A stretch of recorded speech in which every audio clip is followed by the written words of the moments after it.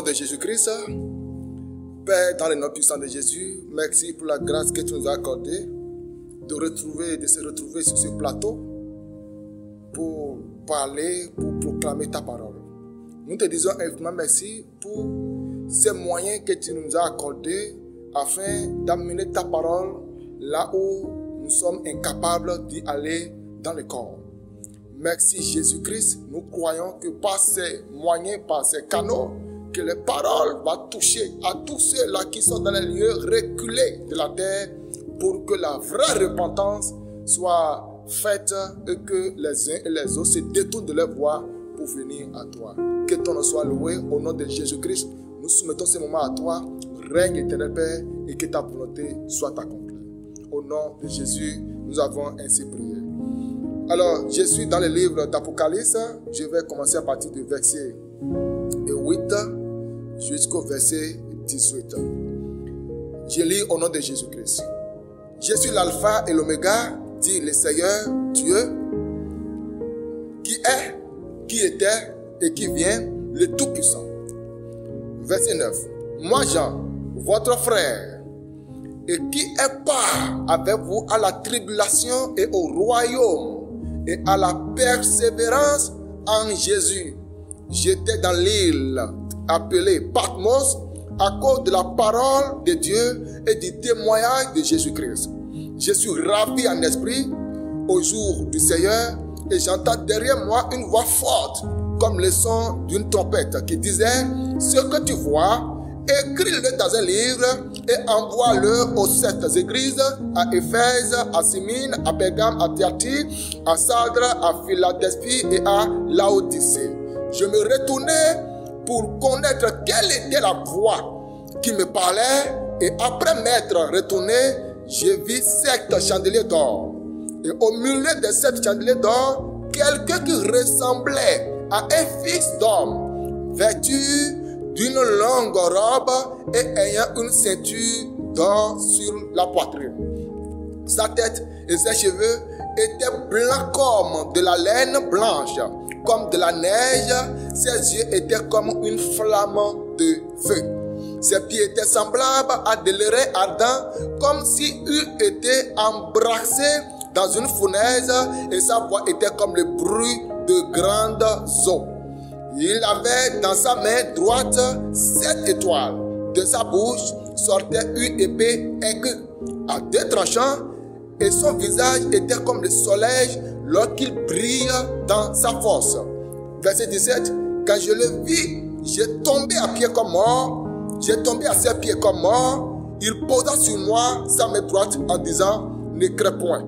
Je suis le premier et le dernier et le vivant. J'étais mort. Et voici, je suis vivant au siècle des siècles. Je tiens les clés de la mort et du séjour des morts. Que le nom de notre Seigneur Jésus soit infiniment loué.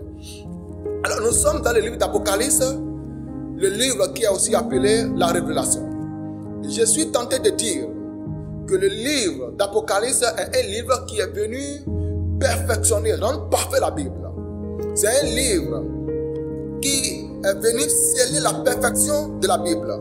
C'est un livre qui met fin à tout doute, à toute discussion liée à la divinité de Jésus-Christ. C'est un livre qui est venu révéler la personne divine de Jésus-Christ. Lorsque la grâce a été accordée à Jean dans l'île de Patmos, le ciel s'est ouvert et il a vu un seul trône sur lequel est assise une seule personne. Et cette personne se présente comme l'alpha et l'oméga, celui qui est, qui était et qui sera, le Tout-Puissant. Jusqu'à présent, cette personne n'est pas encore décryptée. Jean ne sait pas encore de manière précise qui est celui-là qui parle ici. Et la voix dit au verset 10 qu'il a été ravi dans la lieu céleste. Être ravi, c'est être déporté, être enlevé, être déporté dans le ciel de manière violente. C'est-à-dire, Jean a connu une extase spirituelle. Son corps était sur la terre, mais son esprit était dans les lieux célestes. Et derrière lui, il a entendu une voix qui parlait. Il dit: je me suis retourné maintenant pour voir qui me parlait. Une fois fois dans les lieux célestes, il a entendu quelqu'un qui lui parlait. Il dit, je me suis retourné pour voir qui me parlait. Et comment on appelle là? Et quand il s'est retourné, il voit quelqu'un qui marchait au milieu de 7 chandeliers d'or. Quelqu'un qui était vêtu d'une longue robe et ayant une ceinture d'or sur sa poitrine.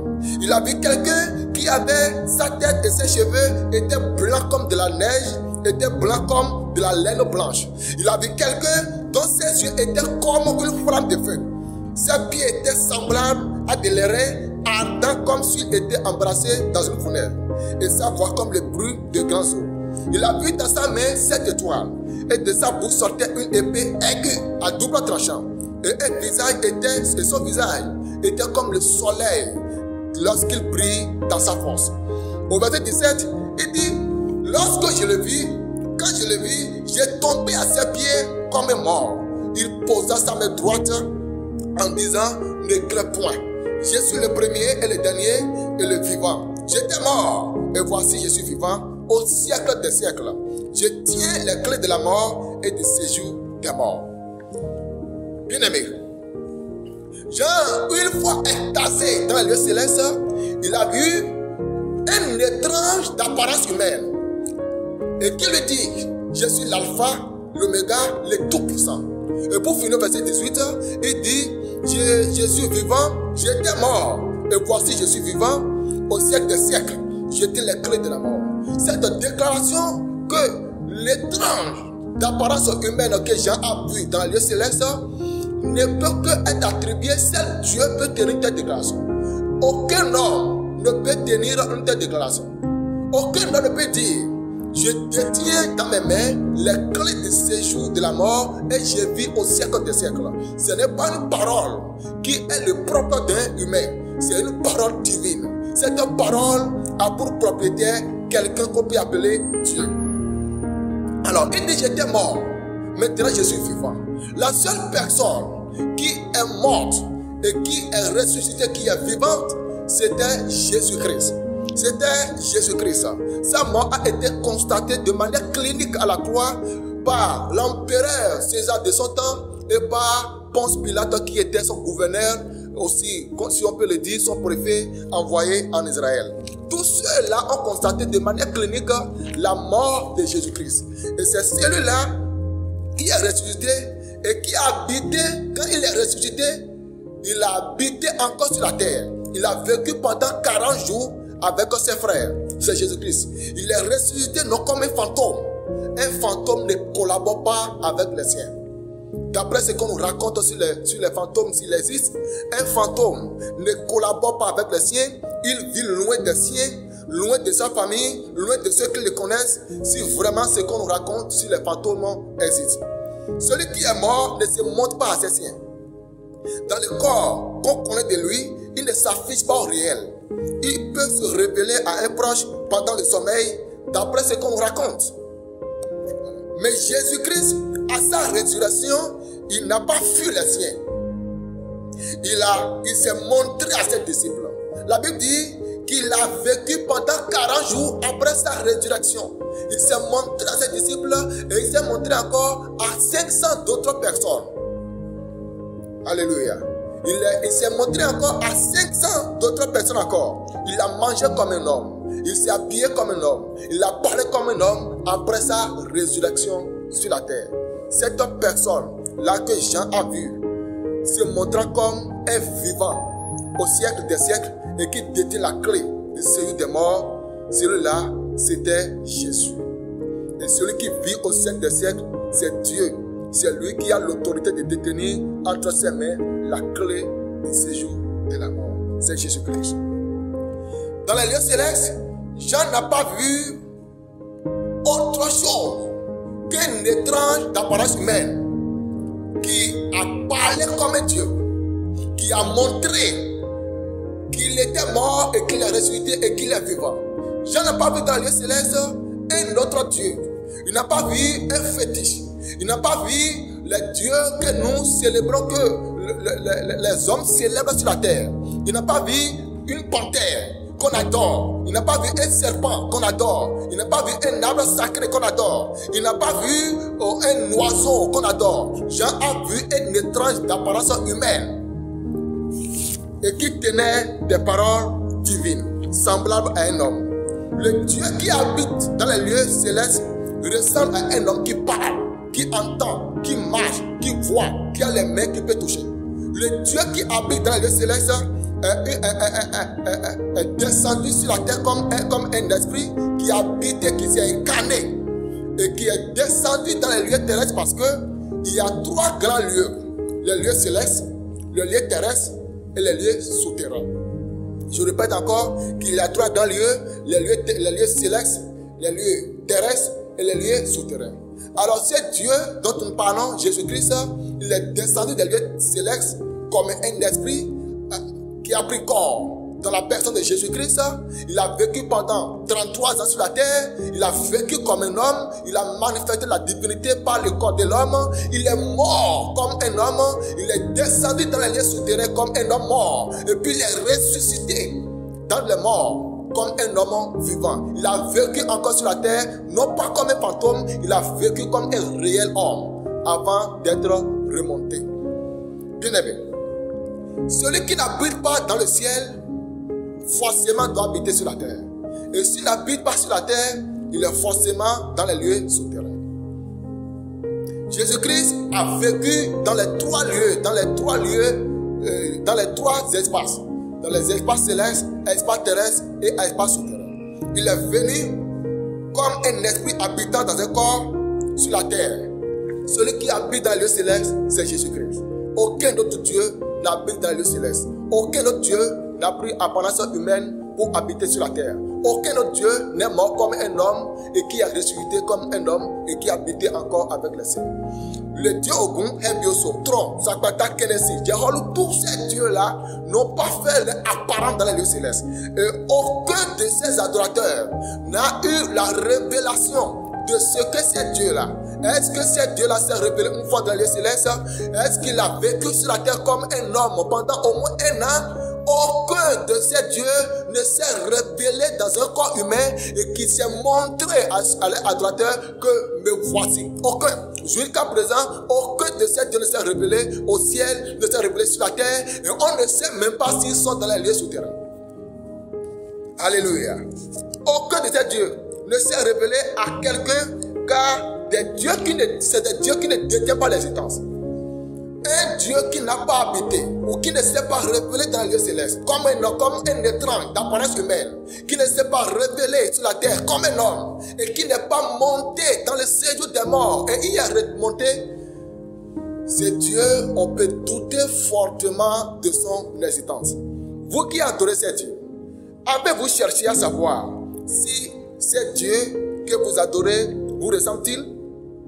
Un Dieu qui ne te ressemble pas, comment comme un homme?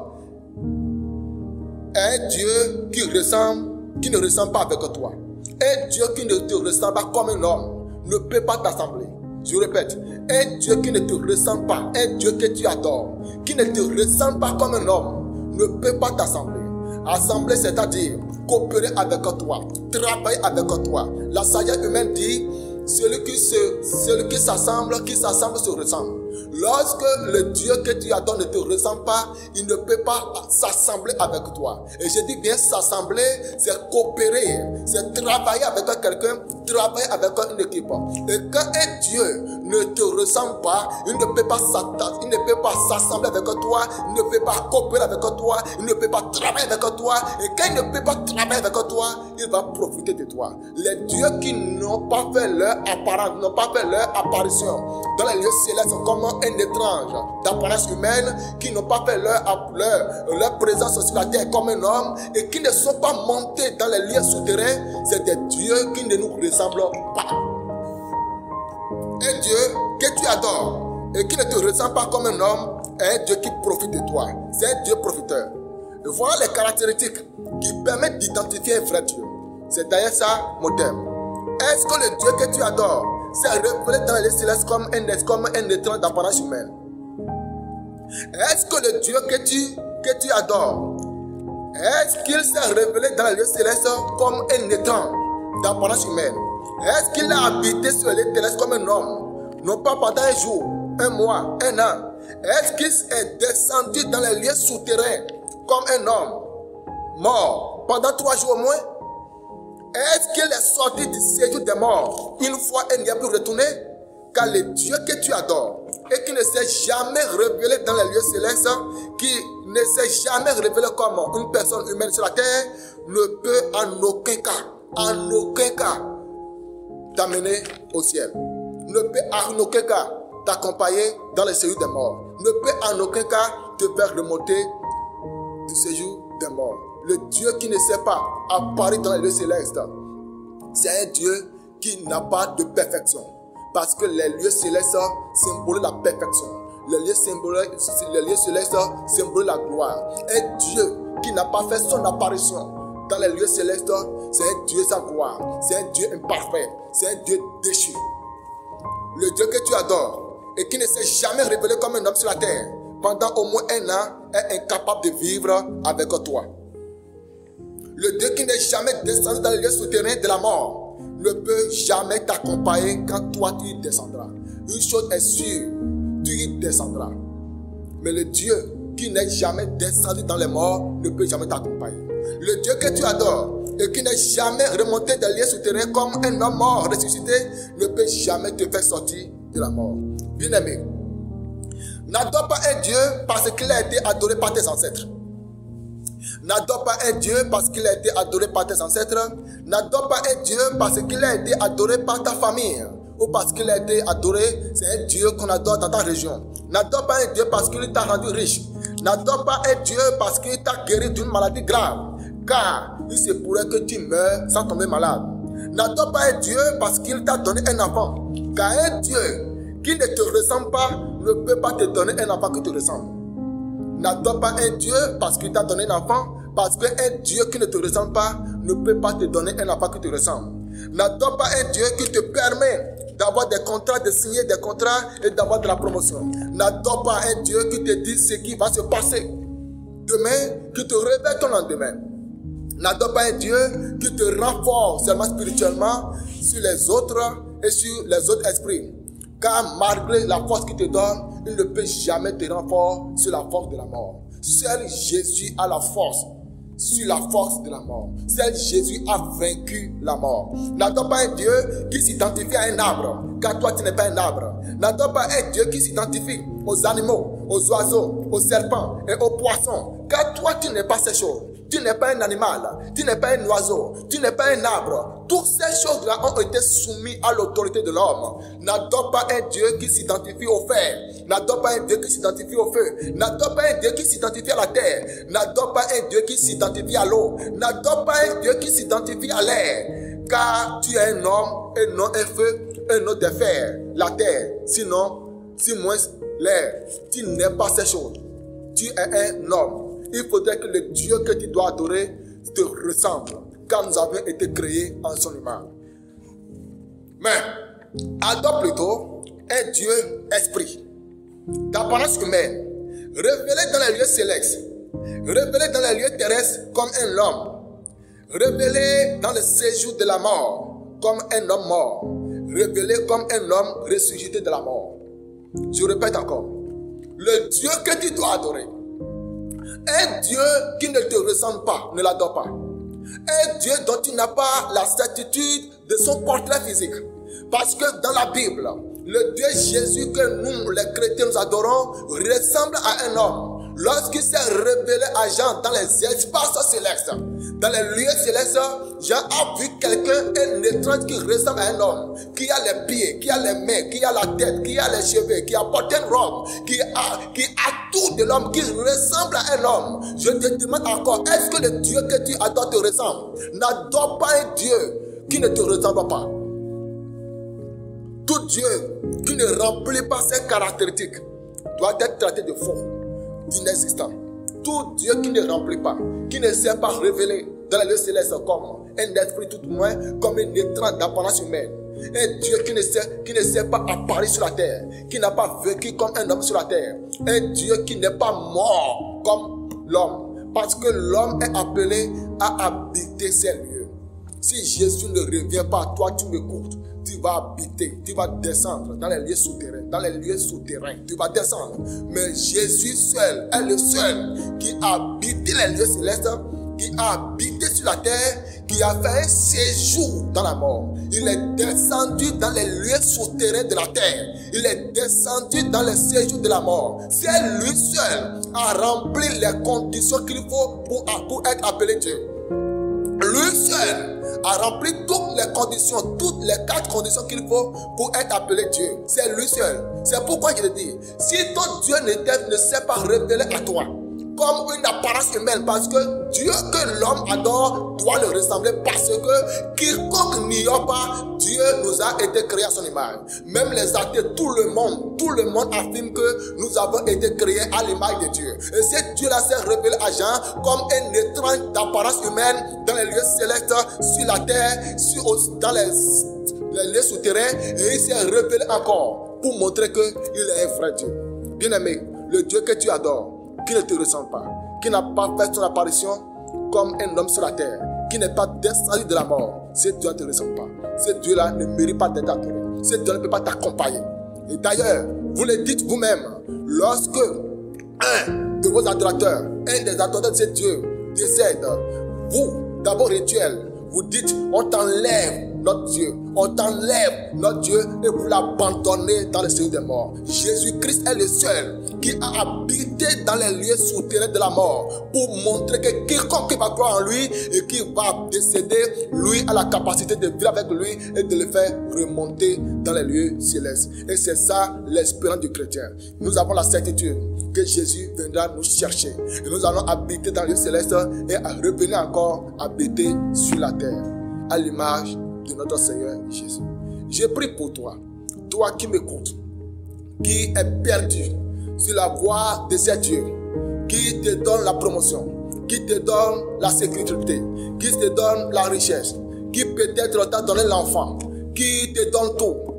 Mon frère, il ne suffit pas d'avoir tout sur la terre d'un quelconque Dieu pour se donner à lui. Ton âme est très chère.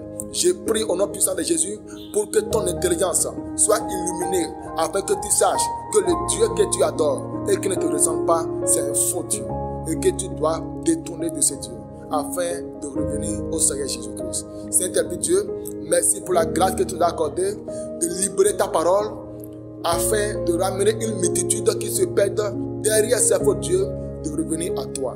Tu t'es révélé comme un homme, tu t'es révélé comme Dieu.